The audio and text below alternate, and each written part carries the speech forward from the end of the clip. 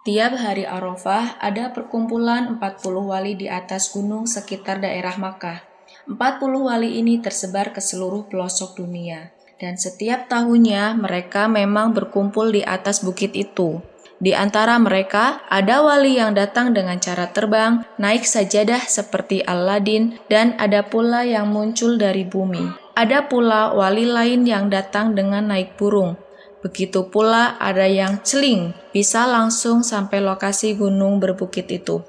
Acara tahunan ini dipimpin langsung oleh rajanya para wali yang setiap masa hanya satu orang di seluruh jagat semesta ini. Ketika para wali sudah berkumpul di atas bukit itu, mulai terdengar dentuman-dentuman dan lantunan zikir yang terpancar dari hati mereka. Di atas bukit itu pula, para malaikat berwujud awan ikut menyemarakkan acara reuni tahunan itu, lengkap dengan hembusan angin sepoi-sepoi berlantunkan takbir, tahmid, dan tahlil. Tampak dari pemandangan, di bawah bukit ada orang yang nampaknya tidak terlalu tua sedang tertatih-tatih dan sangat kesulitan ketika hendak mendaki bukit. Ini berbeda dengan wali-wali yang datang sebelumnya. Seorang tua ini tampak sungguh-sungguh sangat kesulitan mencapai titik bukit tujuan. Dengan tongkatnya, dia berusaha melewati bebatuan yang terjal dan berliku. Kadang harus berhenti sebentar untuk mengatur pernafasannya, lalu mendaki bukit lagi. Setelah sampai di puncak, gemuruh nafas orang tua ini semakin terasa tersenggal kecapean. Pakaiannya biasa saja, yakni jubah putih kecoklatan dan terkesan agak kotor. Walaupun lelah, wajahnya selalu tersenyum. Dari wajahnya, wajahnya selalu tersenyum. Dari wajahnya bisa dikatakan orang ini tidak mudah lian, tawadu, dan sopan.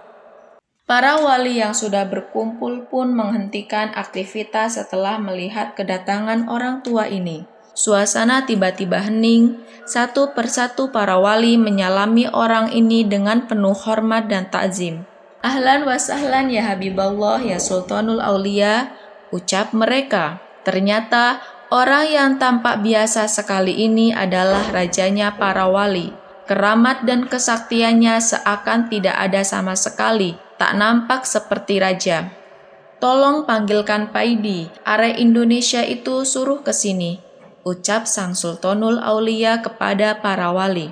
Di sela-sela kepadatan para wali, muncullah seorang pemuda dengan jas layaknya tentara dan peci hitam yang agak tinggi. Dari wajahnya, terlihat kalau Paidi ini pemuda yang kocak.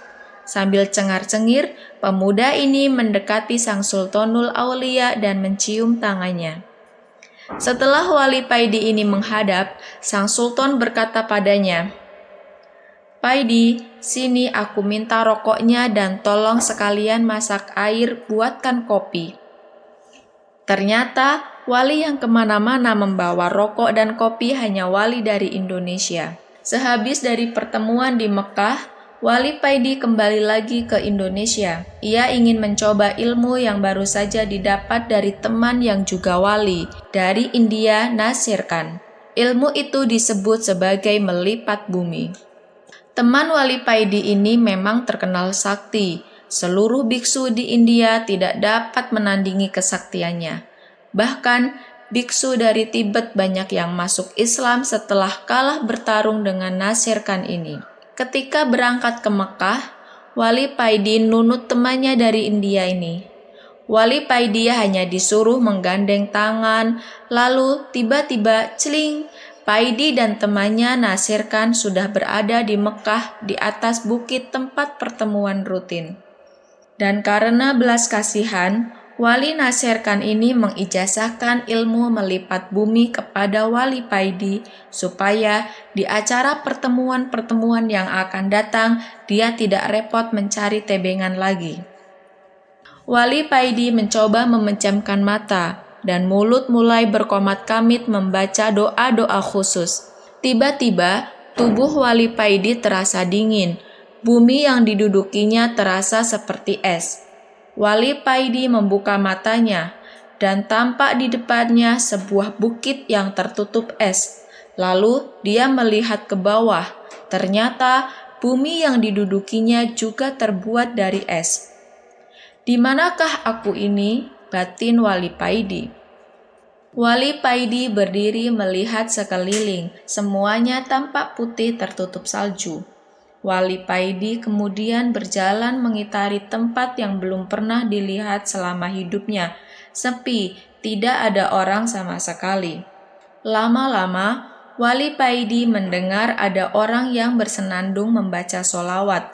Dengan perlahan, Wali Paidi mengikuti asal suara senandung solawat tersebut. Dan tampaklah di hadapan seekor beruang putih berbaring di tepi sungai mencari makanan ikan segar. Masya Allah, ternyata yang bersenandung itu bukan manusia, tapi beruang putih itu. Wali Paidi berhenti. Beruang putih itu menoleh ke Wali Paidi dan berkata kepadanya, "Assalamualaikum," ucap beruang itu. "Waalaikumsalam," jawab Wali Paidi dengan penuh perasaan kaget dan heran. "Kamu Wali Paidi ya? Aku tadi dapat kabar kalau nanti ada orang yang kesasar ke sini, namanya Wali Paidi," terang beruang itu. Setelah memakan ikan yang baru didapat, sang beruang putih melanjutkan dan berkata lagi, "Kamu jangan khawatir, memang sudah biasa. Orang belajar itu tidak bisa langsung menguasai ilmu yang baru didapatnya. Cobalah sekali lagi," kata beruang tersebut lalu pergi meninggalkan Wali Paidi.